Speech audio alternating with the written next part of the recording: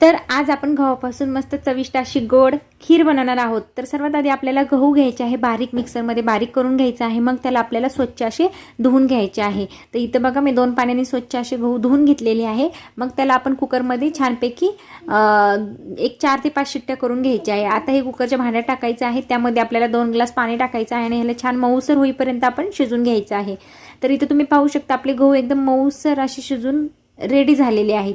तर अशाच प्रकारे शिजून घ्यायचं आहे। आणि आता इथं कढईमध्ये टाकलं आहे तूप, तुपामध्ये विलायची पावडर, त्याचबरोबर खोबरं आणि काजू। आता हे चांगले लालसर फ्राय झाले की त्यामध्ये आपल्याला शिजून ठेवलेले गहू टाकायचे आहेत, त्याचबरोबर आपल्याला टाकायचे आहे गुळ पावडर। आता हे मिक्स करून घ्यायचं आहे आणि आता वरून दूध टाकणार आहोत आपण।